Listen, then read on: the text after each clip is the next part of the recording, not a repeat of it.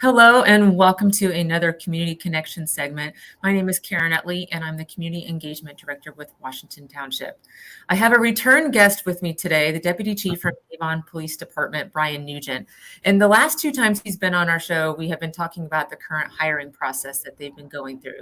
But today we're going to be talking about a new campaign that we're going to try to raise awareness and get out there to local first responding agencies and our community. So I'm going to bring him on screen and let him talk about this campaign that they are pushing out here in the last year or so. Yeah. So, hey, Brian, how you doing? I'm doing good, Karen. How are you? Good, good. I'm glad that we're going to be talking about something different than hiring. Hopefully that went well. We're not even going to waste our time talking about that because I think I want to get this information out to the community about this campaign. I think it's pretty cool, and I think people need to hear more about it. Yeah, well, thanks. I appreciate it. It's been quite some process for us over the last several years. And so um, in the law enforcement profession today, we get a lot of dialogue and discussion about two key topics. And those two key topics typically are mental health awareness. What are we doing in law enforcement to train to be more intentional in our responses? And also the biggie that we've heard in the last couple of years is the concept of de-escalation. And so over the time that we have been working with Project Lifesaver, which is the program here in Hendricks County that we help facilitate locative technology for individuals that may have a cognitive disorder and have a tendency to wander from a caregiver. Right.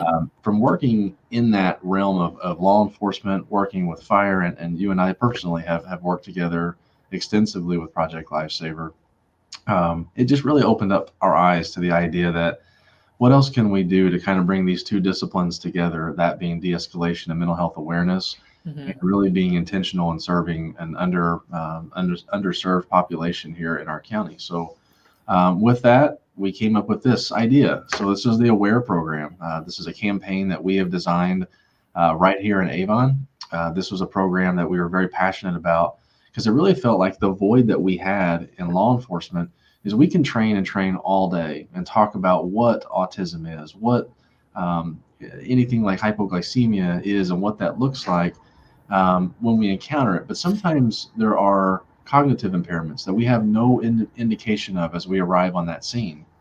We may arrive on the scene of a vehicle accident. Our partners in fire service may also arrive on a medical emergency. And in the absence of any information, first responders are left to have to process what they're seeing, what they're hearing. And that's a very stressful component of being a first responder. And so what we decided to do was to brand a campaign, and the central logo that you see there, the circular emblem, is red, blue, and green on purpose.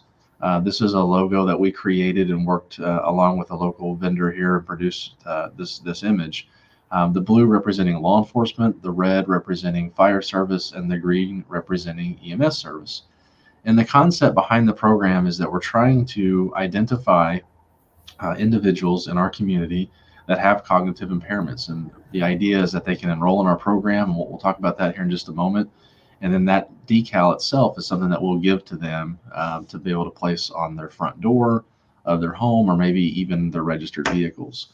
And so it is a proactive campaign. And you see this graphic here that we've been sharing also on social media. This is just a kind of a nutshell version of what our program is doing. And so it's a proactive program designed to help first responders. And we've kind of condensed our perspective into targeting our residents, if you would, that need intentional services, right? They have to have, we have to be mindful and open-minded that we may have to interact with these individuals a little differently because they may struggle with their inabilities or limitations to communicate, to comprehend, and even to sometimes comply. Right. And so in the law enforcement profession, encountering somebody that does not comply can be problematic. And we've seen at a much larger scale across this country random incidents where even if law enforcement, does everything right by their normal training, when we encounter somebody that can't comply, having this information during that rapidly developing, intense, and uncertain moment can really empower law enforcement to make better decisions and have better resolutions to those encounters. And so we worked with the Central Indiana Police Foundation on this program, and that decal is a 4-inch circle. And the idea is once they enroll in our program, they have to do a little bit of paperwork, and then we'll give those decals to these families free of charge. And another component of that is that we're doing this in conjunction with existing training that we have for de-escalation, mental health awareness, and making sure law enforcement and first responders engage with individuals with cognitive impairments, and do so in a very productive fashion. Right. So I guess the idea would be, if I was a caregiver of someone that had a cognitive disability and I had this sticker, would I place this maybe like on my front door or like on my window or maybe even my vehicle window? Is that kind of the idea? So then that way, if a first Yeah. responder had to arrive on a scene, they would see that and then be more aware of what kind of situation they might walk in on. That is exactly what the goal here is. The goal is to make sure that we have these decals in high visibility areas that first responders are more likely to encounter. There is a platform here in Hendricks County called Smart 911, and Okay. I would encourage everybody to check it out. It's an incredible system that you can go into, you create your own account, and you can provide very detailed data to the dispatching center here in Hendricks County. One of the limitations with that program is that once you leave your home, how do we know that the individuals in that vehicle may have a cognitive impairment? So the dispatch center is very helpful in making sure that we have information for the home address. Okay. But at the same time, when a first responder shows up to a home, he or she's driving that police car, that fire truck, or that ambulance in an emergent status, and that's a very stressful situation.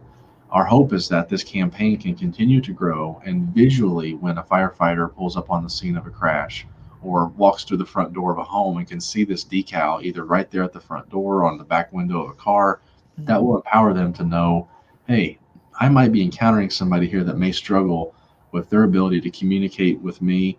They may struggle with their ability to comply. And we just want to make sure that they are able to comprehend what's going on. And so we want to try to take that and de-escalate that stress for those families by just putting that decal there. I think this is a great campaign. So I think I saw an article that all the public safety agencies, as far as police departments in Hendricks County, have they all been kind of made aware of this campaign? They are, yeah. So we actually worked very intentionally with all of our law enforcement agencies here in Hendricks County.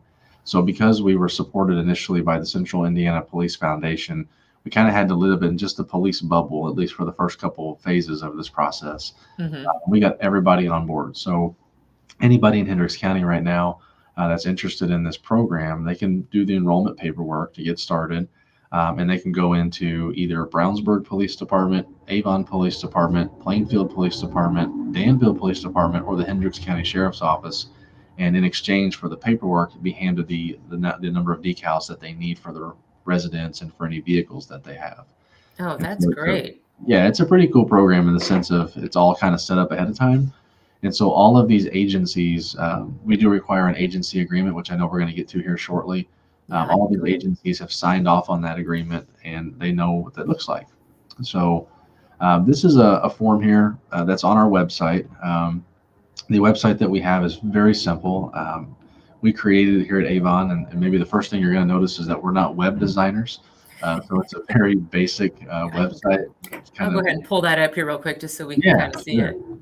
Yeah, that's perfect. Thank you. So the website itself is awareprogram.info. And so if you were to go to awareprogram.info, you could see exactly what you have here on the screen. The top portion there is kind of a summary of what the program is and what it's designed to do.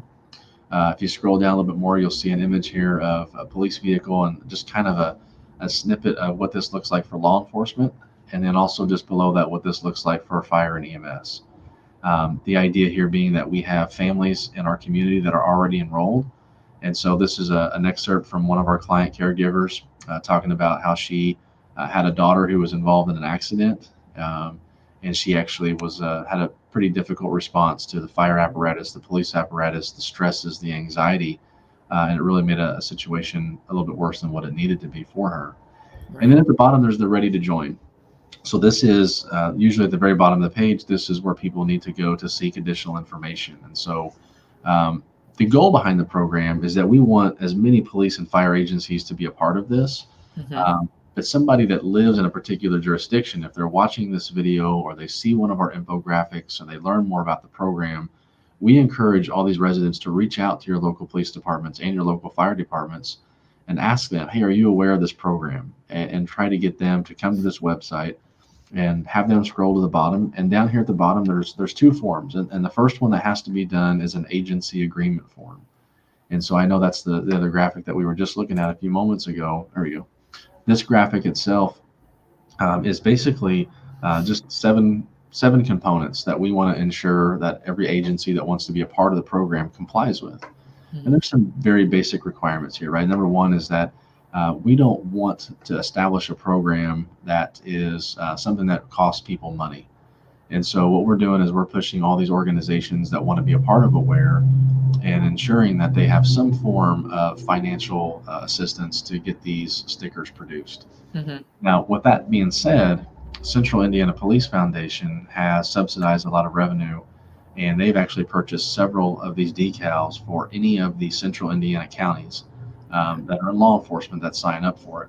So if you live in an area where, for example, like if you live in Carmore or Westfield or Greenwood, Lawrence, Noblesville, any of these areas in the Central Indiana area, it's a lot easier for these guys to do this because Central Indiana Police Foundation is going to step in and provide those stickers for the program. Oh, that's great. Yeah, so it's one of those things where we don't want anybody to have to charge people. So that's what's part of the agency agreement. Mm-hmm. We don't want this to turn into an agency fundraiser. We don't want people charging $2 for a sticker or $5 for a logo or whatever. Right. This was created and it was designed to be free, so that way it actually is not, the financial component is not a deterrent from a family or someone in need. Right. So yeah, so it's got a couple other components there on the document. Mm-hmm. And probably the most important component to this, which leads into our next image that we have, is we don't want these agencies to leave these stickers and decals in public areas. You know, if you go to a library, if you go to a commonly visited location like a library, you usually have a table that's got flyers, it's got pamphlets and stuff like that. We don't want to find ourselves living in that world. And the biggest reason is we want to instill a level of confidence with first responders, police officers, firefighters, EMS workers, that these are not just stickers that anybody can grab from anywhere and throw it on their vehicle, because we just feel like that kind of compromises the confidence in what the program is. Right. So when we launched this program, we wanted to have a medical referral form. So if somebody is interested in the program, the first thing we'd ask them to do is get a hold of your police or fire agency, send them to the website.